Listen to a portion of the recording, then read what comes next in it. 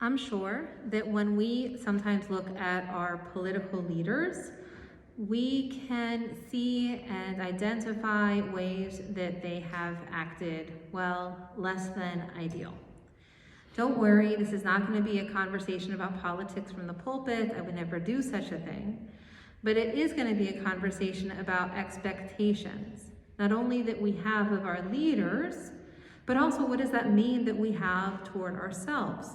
Sometimes, of course, we levy against them accusations which are absolutely justified because, frankly, we elected them to an office with the idea that they do something for the benefit of us as a broader community. After all, for whatever reason, we found within them something that we wanted to elevate, and so we did.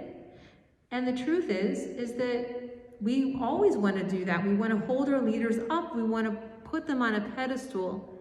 But sometimes, after all, more than anything else, at the end of the day, they are no different than us. They are human. When I looked at this week's Parsha in Pekudei, I saw a detailed account of how the tabernacle was built. So detailed that it included the lists of the amounts of materials used for the tabernacle of testimony, which were recorded by Moses, commanded by the Levites under the direction of Itmar, the son of Aaron the priest. Meaning all the things that happened were, in fact, recorded. And it goes on in the passage to list even specifically the amount of gold, silver, and bronze. Why did we need to record all of this level of detail, you might ask yourself? Well, there's a wonderful midrash that's attached specifically to this portion that says that there were people who criticized Moses. Moses, he would say, the best leader of all, the one who not only did we support, but God chose to lead our people into freedom. And the people supposedly pointed at Moses' neck and Moses' legs, indicating that he may have been a little bit zaftig, meaning he probably potentially may have dipped his hand into the trough and enjoyed and imbibed a little extra off the top. And after all, they said, what do you expect from somebody who's building the sanctuary? What do you expect from a leader should they not also get rich? As soon, though, as Moses heard this complaint, Moses' exact response was, by your life, as soon as the sanctuary is complete, I will make a complete reckoning. And so Moses therefore went ahead and wrote everything down.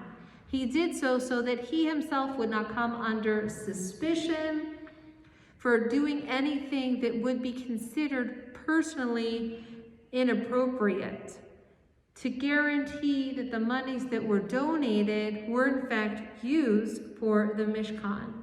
And in emphasis, he really pointed out that not only did he do it himself, but the Levite under the direction of Itamar were there as well. Indeed, if we understand this midrash correctly, we could interpret that the Itamar and the Levites functioned as independent auditors to guarantee that Moses, not only did he himself do a reckoning, but everything that was donated was actually donated and used correctly. How the more so do we want to hold our leaders accountable? Well, we can kind of think that in many regards we do. We have social media and we have other means to hold a mirror up to them and question them. But more than holding our leaders accountable, I'm often challenged by this text when I contemplate how do I also hold myself accountable. When I tell myself I put money aside to do a certain project and wind up doing something else with it, might involve a pair of shoes, perhaps. No comment there.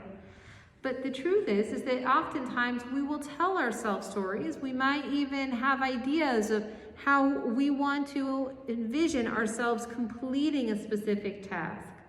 And if you ask a therapist, they'll also tell you that we have inside of our head stories and narration that we use to justify some of our decisions, shocking as that may seem. In fact, this whole idea that we have of Moses taking a reckoning, and the idea that we need to and expect our leaders to take a reckoning of their behavior, I think serves as a wonderful mirror and makes me at least question, do I, in fact, follow everything I say I'm going to do? Do we as a society do that as well on a communal level?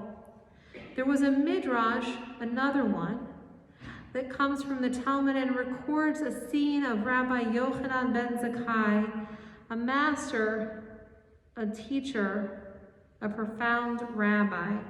And he was surrounded by his disciples as he lay on his deathbed, and they said to him, "Our master, will you bless us?" And I'm sure you can imagine the scene. He himself knows what is coming. His disciples know, his pupils know as well.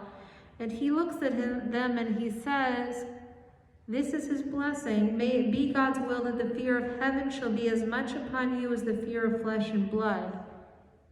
And his disciples look and say, really? That's what you're blessing for us? The fear of heaven? You want us to have the fear of heaven?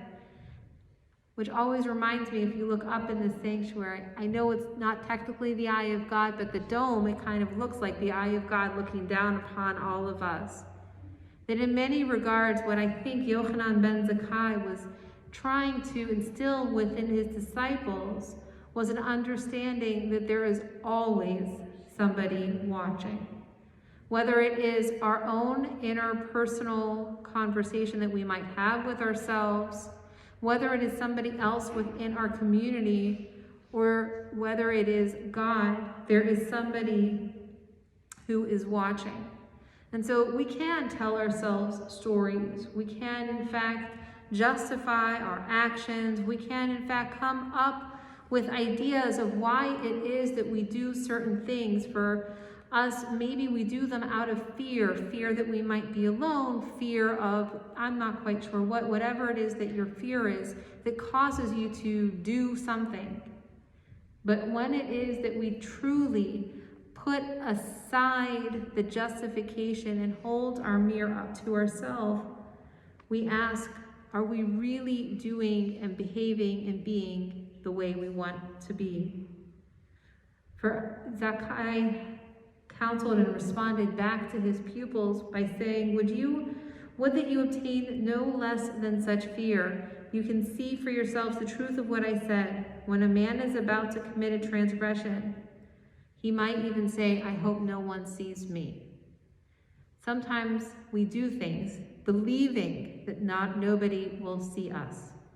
I've always found that the truth comes out whether we want it to or not. Better it be that it come out to ourselves first and foremost. Better that we admit to who we are, that we make the best decisions that we can be. Hopefully that will inspire others to be who they are, make the best decisions that they can be, and be truly their authentic whole selves. May Moses' deeds and actions inspire you, so far from Rosh Hashanah, to take an honest accounting of yourself. Be truthful for why it is sometimes you find yourself doing things that you, may wonder why it is that you're doing. And if you truly want to change and change the narrative in your head, make an active, conscious decision to do so. Ken Yehi Ratzon, may this be God's will.